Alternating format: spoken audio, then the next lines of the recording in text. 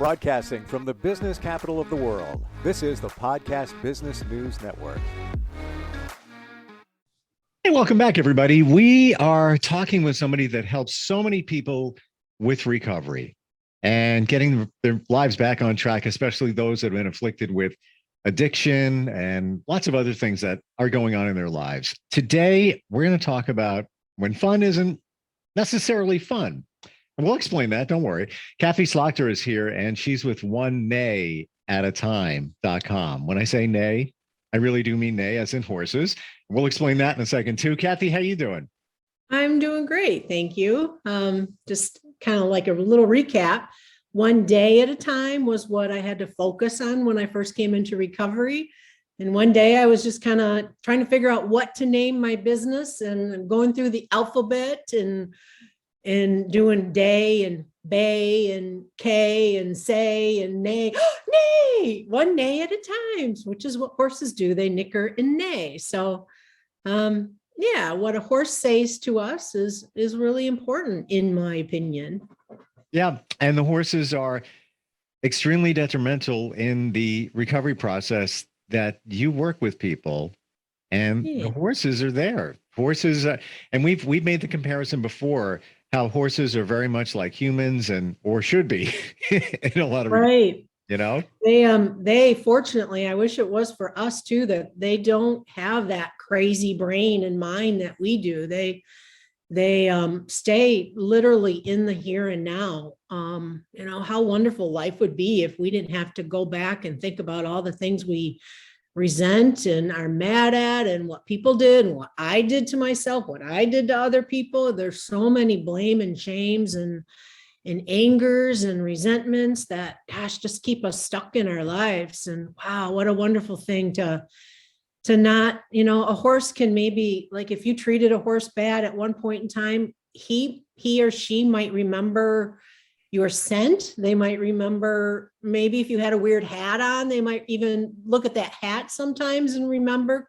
So situations, I believe, come back to them when they're in the moment and they're faced with it again. So I guess you can say kind of like a trigger, but they don't sit out in the pasture and think about, I can't believe yesterday that there was a baby born. There was a baby born on my property a couple of days ago. So it's like, oh, I can't believe that they didn't let me watch that, or, oh my goodness, I can't believe that it's black and it should be bay or gray or whatever, How exciting. Wow. Yeah. What kind of horse was born? Well, I breed gypsy Vanners or gypsy Cobbs, whichever way, but this one happens to be a mini. So she's tiny. She's a tiny gypsy though.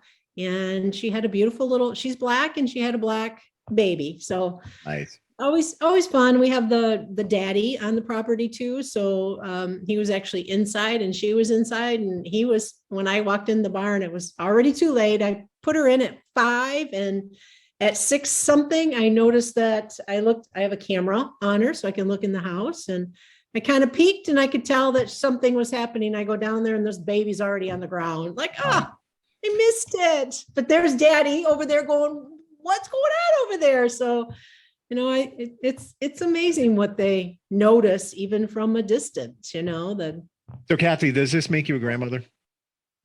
I'm a grandmother over and over and over and over again. I'm kind of a mama. Even to my grandbabies, I mistakenly say mama, but I call myself mama to all the horses and all the babies and that's great. all my doggies, everything. The only ones, I don't call myself mama to the chickens. It's kind of weird. I don't know. Yeah. I don't know. Well, congratulations either way. And that is true fun happening there, on your farm. Now, fun isn't necessarily fun when you're going through a challenging situation. And can you please explain that? Yeah. I stayed drunk for many, many years because I was incredibly scared, I would say, or I didn't know what life looked like without the fun or the relaxation that a drink gave me. And I would look at other people's lives that, I had a sister I do have a sister that church was a big part of her background, and she didn't really drink. And I seen her staying home, and to me, her life looked quote unquote boring. And, I didn't want that life. I was so afraid that my life would end up to be boring. And, so I would continue drinking. I loved what I thought was so much laughter, so much fun. We did so many things, and everything I seemed to do when I was drinking would be centered around laughter. And, in the heart of my heart, I was really sad. I was disappointed in myself. I was upset with the fact that, as I said before, my body needed this alcohol. And half of the time that I was trying to enjoy myself or putting on a face, pretending, I use that word a lot, I wasn't deep down satisfying having fun. Didn't know that when I was in the drinking space of everything. I just thought that was what life was all about.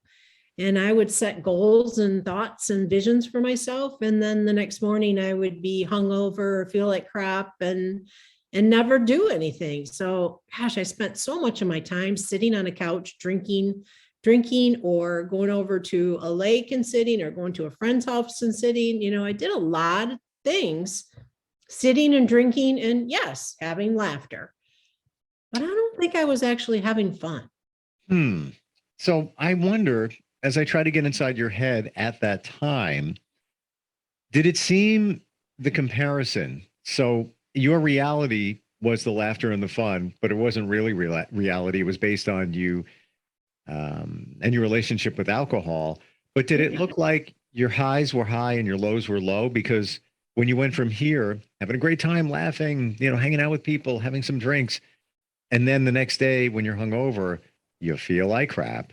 You're down here. And now, the difference between here and here is just like, whoa, big difference. Right. But the difference is when I was way down, when I was hungover, the only thing I thought about was getting better.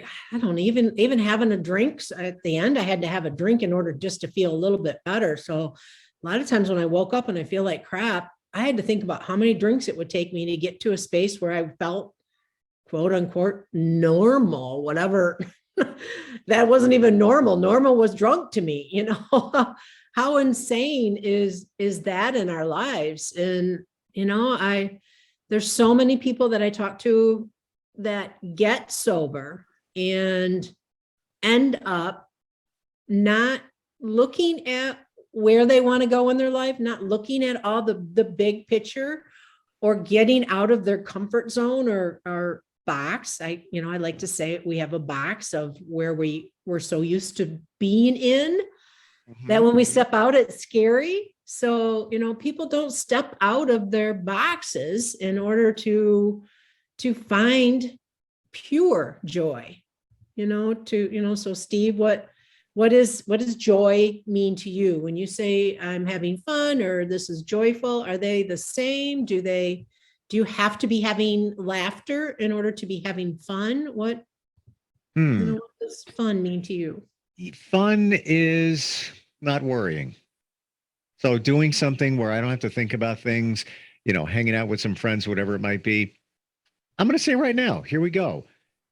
Fun can also be me hanging out at a bar or restaurant with a bunch of friends, having, 2 or 3 drinks, but that's where I stop. Am I having fun? I'm having fun. I am, it's not, I don't have to get, buzzed to have fun, maybe after the 3rd drink, it's like, well, all right, got to cut back there a little bit. But I will say that that's fun too, hanging out with friends. It's a good time. It's a social bunch of us together, dancing or whatever. That's cool too. I guess the difference is I stop at the 3, for the night. Yeah. Right. For sure. When I would go to a bar and sit and watch a football game or whatever it was, I don't even like football, but I went to football games because that's where everybody drank. But I would literally go to the bar at noon, and about 11 o'clock, maybe go to a different bar. I'm still sitting in this bar from noon to 11 o'clock at night. and then moving to a different bar just for a change of pace until 2 or 3. And I thought that was a great day. I mean, today I can't even imagine sitting in a bar, sitting in a restaurant for all day long. That just, the views of what I thought was so much fun back then have changed so drastically today. And today when I find joy and I find happiness and, in you, sitting in a restaurant, having fun, I'd love to go and have dinner with people still.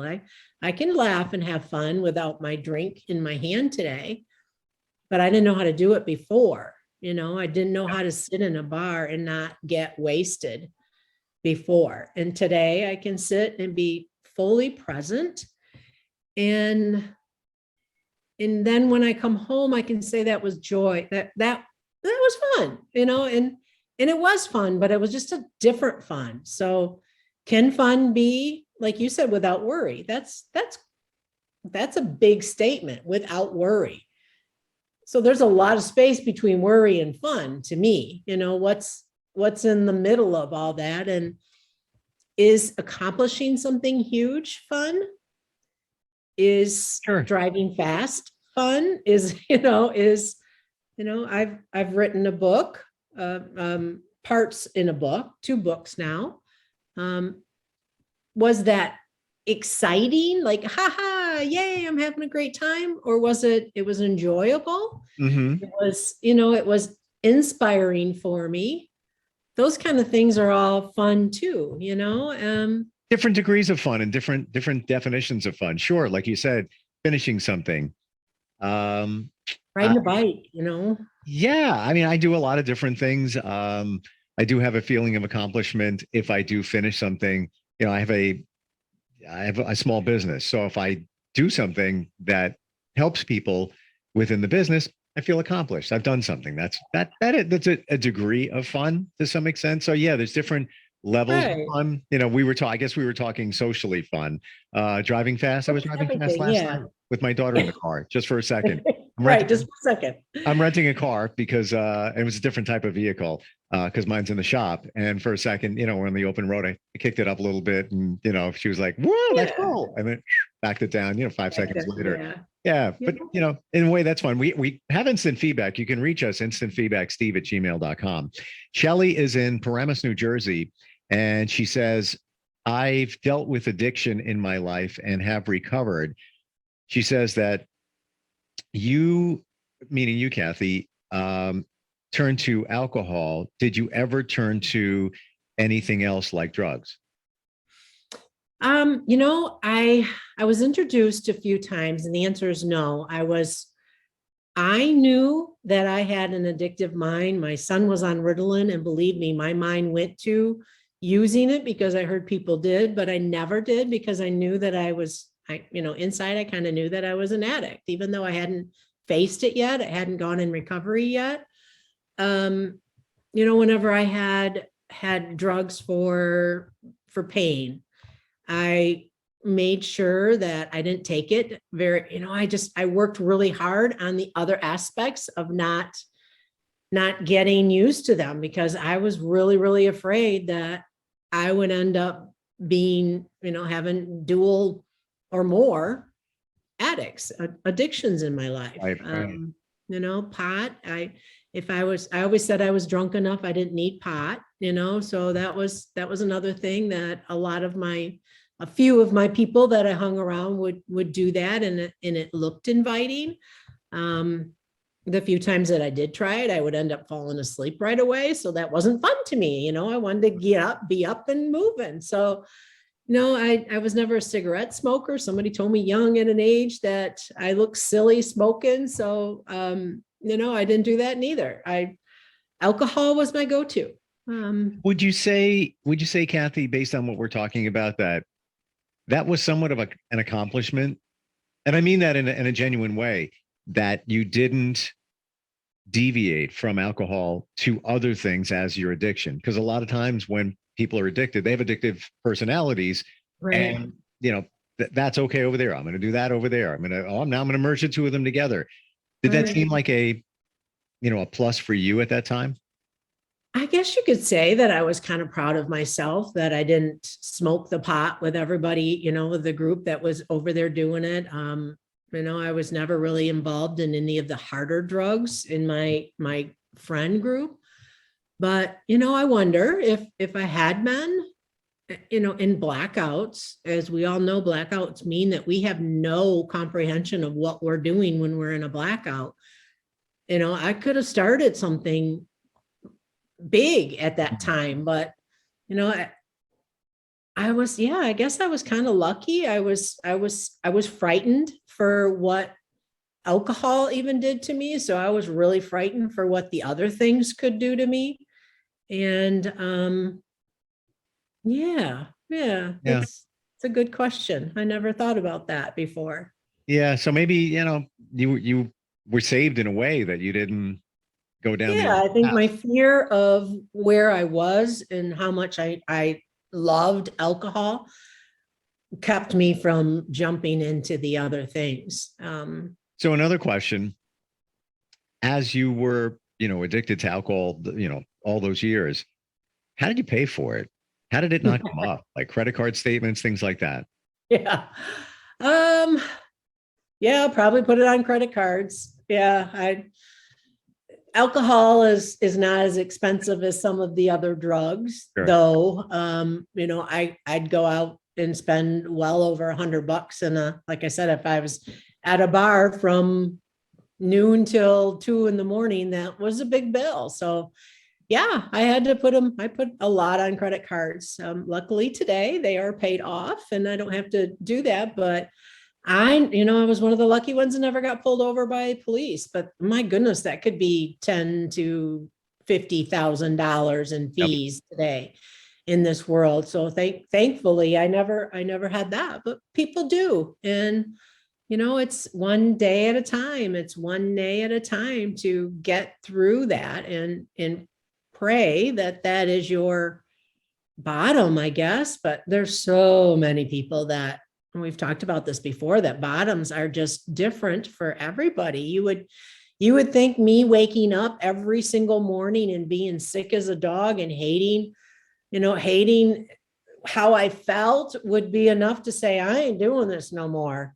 No, you would think me going to the hospital and the doctor's telling me that I have a problem and I almost died and my heart rate was bad and my blood pressure was high. You would think that would be a big enough scare. No, people have huge scares in their lives, and that alcohol or addiction it's such a big, it calls you. It just calls you. Somebody says it's doing push-ups out in the parking lot. It's like that. It's cunning, baffling, and powerful. I love those words, and that's in the AA book. And it truly is for me, myself in it, for myself watching other people trying to get out of it, to watch people move into it. Even that is so weird because I can tell. I know what a body looks like when it has too much alcohol in it now, and I can see a friend of mine, falling into that pattern of having alcohol more and more, and their face is getting bloated and they're calling and not coming to a few things that they used to always come to. And, you can see that happening in lives. And even though you say something to them to watch it, people do their own journeys and it's a cunning, baffling, powerful disease out there for all of us, whether, it could be your eating disorder. It could be, like I said before, there's so many gambling gambling addictions that you tell yourself never again. And before you know it, it's got a hold of you and you can't seem to, let it go. And it's probably more prevalent than we even know. And so many people, they keep it hidden, whatever it may be. Oh, yeah. Hiding is a huge thing when it comes to doing something that we're not proud of. We'll go to any lengths to hide something. I do believe that. And we want to look good. I believe that. I believe that we want to look good in front of other people or to our families or to our friends or to our God, even. We want to look good. So we'll do whatever we can to white lie, that used to be, it's just a little lie. Well, it's still a lie, and that still eats away inside of our hearts or our souls. And, I just trying to put the horses into weaving it in there. And, I have this big Coca-Cola bottle. It's a plastic bottle. I think you put money into it, but it's a good it's a good 3 feet tall or 2 feet tall. And, I put that sometimes in the round pen, and I have a client talk to that as if that's their addiction. And, it's amazing the things that can come out, and the horses around there too. And the horse doesn't want anything to do with that bottle, because I've said this before, that the energy that's being thrown on that, say it's in the middle of the arena, the energy that's being thrown at that spot is all this negative. And then there could be some positive mixed in there too, but not every drinking thing I did was negative. I had a lot of, like, back to that word fun. I had a lot of fun with my drinking, but I can ask somebody, what do you want to say to that addiction? When you're on the other side, when you're through it, you think you're missing a lot. You really do. You can go to that space of, gosh, I really want to go back to drinking, because you want to control it. You really do. If there's an alcoholic out there that says that she doesn't want to control and only have a couple drinks with everybody else, great for them. But I believe that there's a lot of us out there that would love to be able to sit at a restaurant and have a glass of wine, or sit at nighttime and have a glass of wine or a cold beer on a Sunday. Those are the things. So we can talk to that addiction while we're with the horse. And what that does for us is get everything out of your body, out of your memory, out of your, whatever you're holding space inside your body. Because again, that hiding, this allows you to not hide all the stress and all the shame and blame, and even to get out through that I miss you. People are afraid to say I miss drinking when you're in recovery, because that might scare my loved one, that might make you feel like you're weak. And we just do so much to hide. We can hide our fears. We can even hide fun. I told, I keep going back to, I told you, but I had fun. I still hide fun sometimes. I think I really do. I believe that I don't allow myself to relax enough to really get down and laugh, because I'm afraid of what other people might think, that I'm back drinking again. And that's just craziness. That is tough. That is crazy. Yeah. I mean, that's something that you gotta somehow get past. And I don't know. I'm not saying it's easy, but yeah, because you feel in your situation and many, many, many others that the microscope is on you. So you don't want somebody to think that you've gone back. Everything is great now, but you don't want somebody to be thinking that. So that's got to be tough too. You're always aware of yourself when you're out. And yeah, that's a challenge. Well, I remember that I was chatting with a woman that had well into her 20s, and she was married to another man that had well into 20 years of sobriety, well into their 20s. I think it was like 25 or 26. And she was telling me that they were at a friend's house, and her husband and her, they were having fun and they were laughing. And the husband went to the bathroom, and as he took a little longer to come back than normal. Mm-hmm.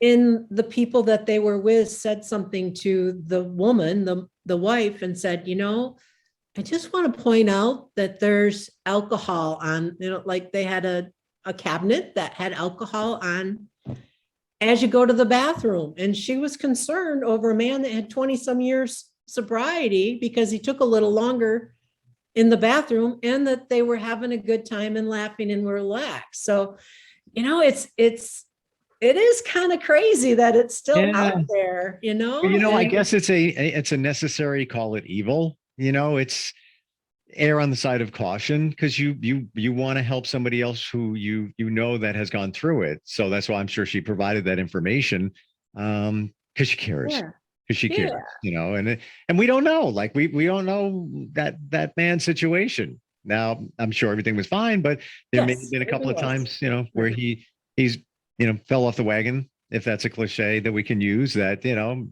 along the way, she maybe didn't know that. So Maybe. I guess I would understand Maybe. that. Yeah, Yeah, yeah, but it's caring. It's you can't really get angry at somebody sure. for caring neither, Yeah.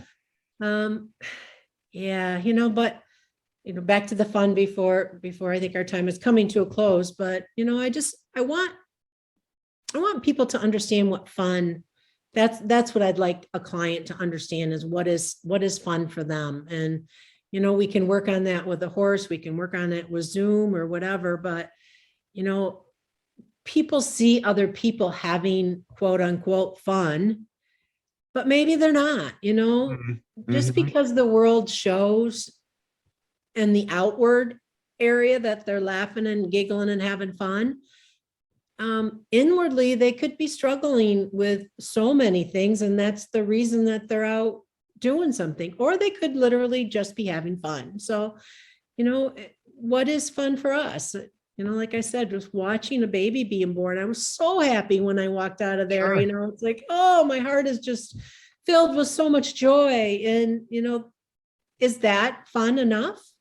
Maybe It's not for some people, but it is for me, oh, that would be fun for anybody just to be part of that, to be even 100,000 feet, whatever away from a horse that was born. Just a quick digression. I was at a brewery on Saturday. My friend wanted to go. His main motivation for going there was a food truck that serves the best lobster rolls anywhere. Online, like, gotta go. Um, the beer selection was okay. I had a couple of beers and that was it. But fun. Okay, so Yeah. it was kind of a cloudy, cold day, but I look over to a picnic table next to me, and there's a girl just reading a book, and she's very much into it. Didn't have one beer, very much into it. And when we left, as we're driving, I saw her walking down the street, and it appears that she just went there to read that book, and then she left. And she looked like Right. she was having fun. And So she that was was her having fun. fun. Yeah. And my friend was having fun with his $30 lobster roll. Right. And that was his fun. I was there, just in the moment to be there and check out a new place. But everybody's definition of fun is different. Right. We can't put, like I said, when you put a thermometer or whatever it is on whatever fun is, and that for me to try and reach that fun that I had when I was drunk as a sober person Mhm. is really it's not logical, but it's doable in a different way. It's Yeah. doable in the inside. I'll remember what I laughed about the next day, where I never remembered what we laughed Right. about, when I was drunk, because everything was funny. Everything can be funny, how you walk or trip. If you trip over Sure. something, that's funny, and it can be too when you're sober. It doesn't have to be, I just want to make sure that everybody understands that when you do sober up, there's still fun things out there. There's still a lot in life that is fun. And our job is to find that space in us that makes us happy. Find those things, When I first got sober, I could probably tell you 2 things that I enjoyed doing without alcohol. Now there's a huge long list because I've tried a lot of stuff that I never thought I would enjoy. Mhm. Now there's so much excitement in it, Let's tell everybody how they can connect with you and how you can help them have fun, legit fun. How do we do Yeah, that? legit fun. Yep. Well, my website is www.oneneigh, Neigh, one neigh at a time.com. And contact me through an email, if you would, at Kathy with a K, Kathy at oneneighataTime.com. I'm on Facebook. I'm on Instagram, One Neigh at a Time, or Kathy Slagter. I'm sure that one's not one to easily type out. So One Neigh at a Time is easy. So come find me. Let's start the conversation and work on, what is a beautiful life for you? What is joyful? Yep. And thank you for the work that you do and what you do for everybody else. It's, kind of where you came from, where you are now. I think we have a life purpose, and that you had to go through that to get to here. And it's phenomenal. I have to understand what other people are going through in order to even help them or listen to them and not freak out. I think that's the big deal with me being an addict, is I can help other people's thought process because I understand what's going on inside of their head too, without judgment, craziness. without judgment, because if you were a therapist, and there's many great ones out there, and not to say that they would judge, but maybe in their mind, they'd be like, whoa. Yeah. Just quit. I don't get it. If that, just stop. And that's not, they just don't understand that pull that our addictions can do inside of us. Absolutely. And, All right, Kathy, I was great talking to you again, and congratulations on the baby horse. Thank you. Do we have a name? I didn't hear a name. I haven't named him yet. I'm the mother is Destiny, and the sire is Sky's the Limit. So I'm trying to think of something big and infinite and stuff like that for a big name. If you need suggestions, Steve is actually a really good name. I'm just, I want to make suggestions since got it early here, but okay, everything is good. And maybe Harper, huh? Harper's a good one too. Yeah, Harper's a good one. Yeah, and that is Harp. People think I made that name up, just for media. That's my real nest. It's the real deal. Yeah. Right. I don't think anybody think I made Slagter up. I can't even spell it. Right. Well, I guess we'll catch up again next time. Thanks a lot. Yep. Thank you. Sure. Have you ever wondered how a horse could help you in your recovery? Well, my name is Kathy Slagter, and I'm an equine master gestaltist. And what I do is help you find your passion and purpose in your recovery. My website is www.oneneighataTime.com. And you may also contact me through email at Kathy with a K, ATHY at oneneighataTime.com. Can't wait to hear from you, and I'll see you in the barn.